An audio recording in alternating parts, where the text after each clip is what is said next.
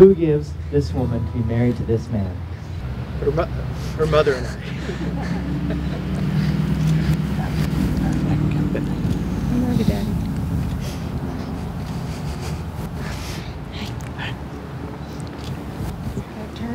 Before we get started, why don't you take a moment and just look out at the people who are gathered here.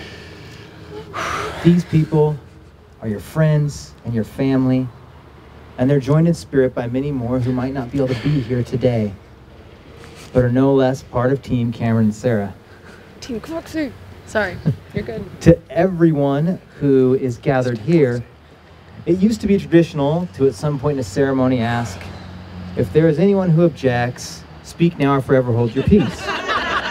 We don't do that because it's awkward. If that's you, you should just leave your gift and go. But there is an important part in that tradition. It's something implied in the idea of holding your peace. It's the idea that by being here, you are promising from this day forward to be on this couple's side, to encourage them, to speak well of them, to find ways to care for the promises that they're making today, and to be on their team. That's okay. Now, as part of our ceremony today, Sarah and Cameron have chosen a short passage of scripture to be read. It's from 1 Corinthians chapter 13. And it reads as follows. Love is patient. Love is kind. It does not envy. It does not boast. It is not proud. It does not dishonor others. It is not self-seeking. It is not easily angered. It keeps no record of wrongs. Love does not delight in evil, but rejoices with the truth. It always protects, always trusts, always perseveres. Love never fails. Cameron and Sarah, your journey to this day didn't begin with those steps you just took. It began over a decade ago. And that journey, it has involved friendship. It has involved feelings that you weren't sure if you could quite say. It has involved being on separate continents.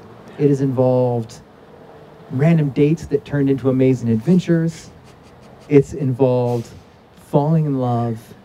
And all of these steps have led to the steps you just took and to the promises you're making today.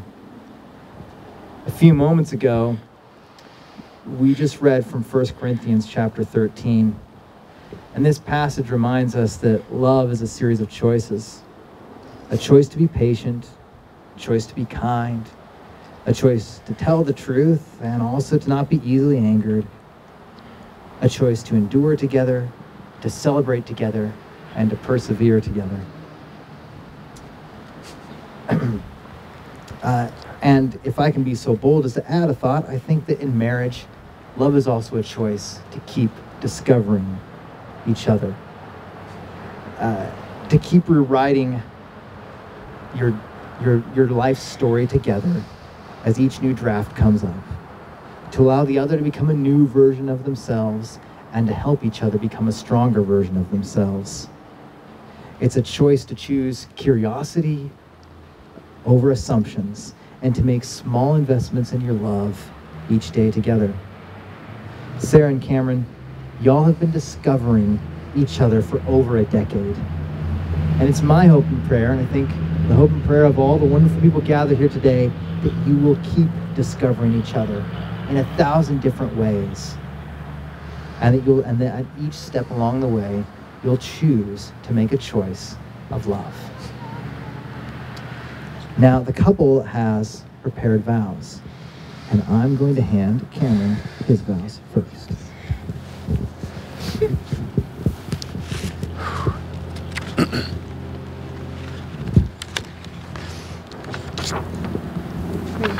I can hold this for now.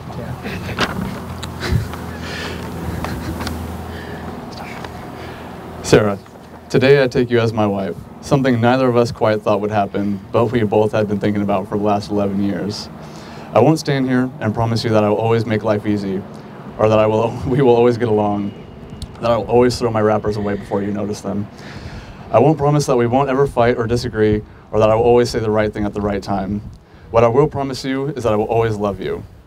I will love you when you get a promotion. I will love you when we finally go on vacations.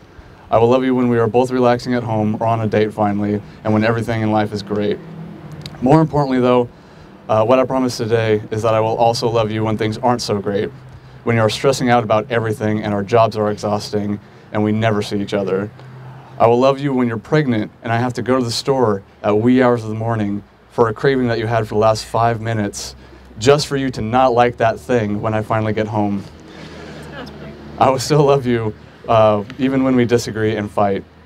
I promise to love you no matter what and to make every effort to let you know how lucky I feel that I am finally getting to marry the cute girl that I saw back in 8th grade. I promise to be a loving husband, a good father, your support system, and to always strive to show you how much I love you and I like you. It's gonna be weird where I was repeat myself. Yeah. I should have just copied yours. Wow. Probably better. Cameron. 11 years ago, I don't think either of us thought we'd end up here. You're right.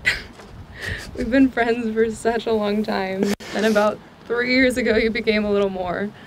And then one day I woke up and I kind of realized I was in love with you. And I didn't want a life that didn't have you in it.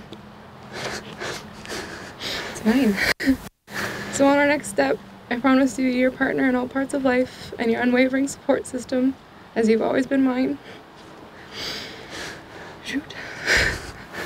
You're the most confident person I know when it comes to pursuing your dreams, and I promise to always encourage those, even though they sometimes scare me a lot. I promise to try and remember that just because one thing is wrong in life doesn't mean everything is.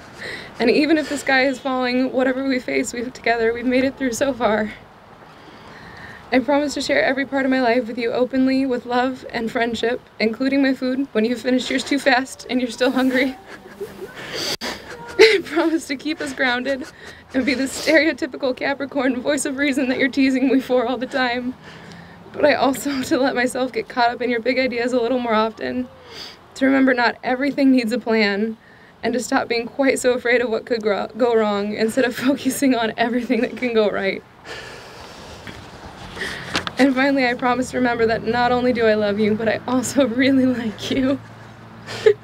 We started this together 11 years ago as friends. You always know how to make me laugh and to comfort me in the worst moments. I love every piece of who you are, your faults and your strengths, because they're all a part of the man that I fell in love with.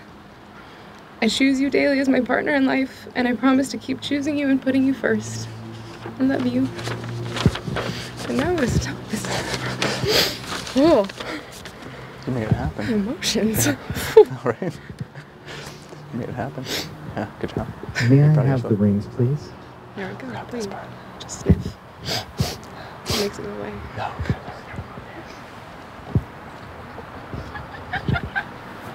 Only forward at a time. These rings are a symbol of the promises you are making today.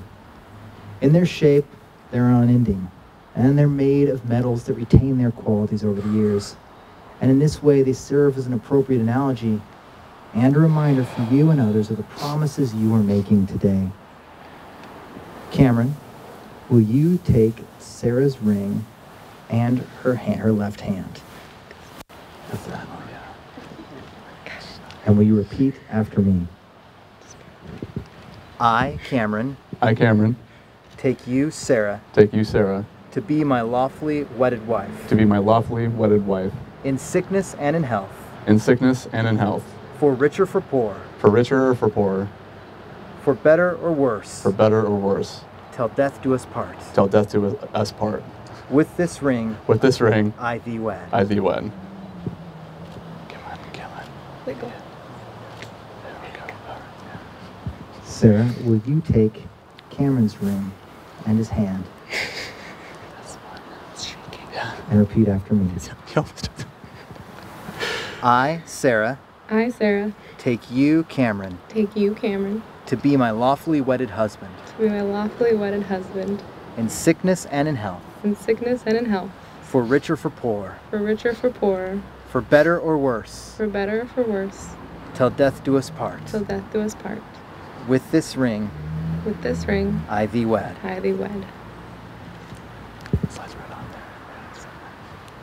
Cameron and Sarah will now take part in a sand ceremony, a simple act that creates a beautiful picture of how two distinct lives and two distinct stories are being brought together by their union. Oh boy. Thank you. Baby, my girl. Come on, let's do it. I know. I gotta get left hand. Right hand. Glittery. Too much. Go. Go. Chug. Oh no.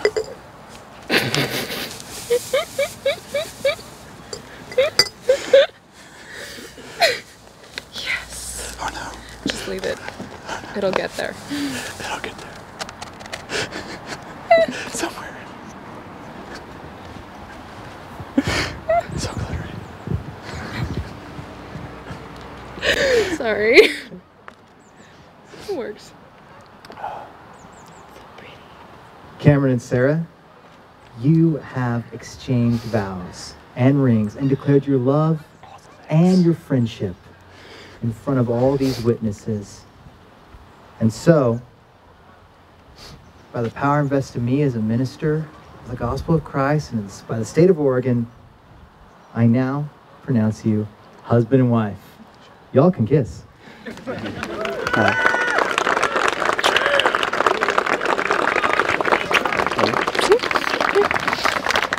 Yeah, yes! Yeah. You ruined my pockets. Ladies and gentlemen, it's my pleasure to introduce to you for the first time ever, Mr. and Mrs. Cameron and Sarah Andrus. Got it right. Good job, yeah. All right, here we go. Here we go. Do we walk? Yeah. All right. There we go. There we go. Okay.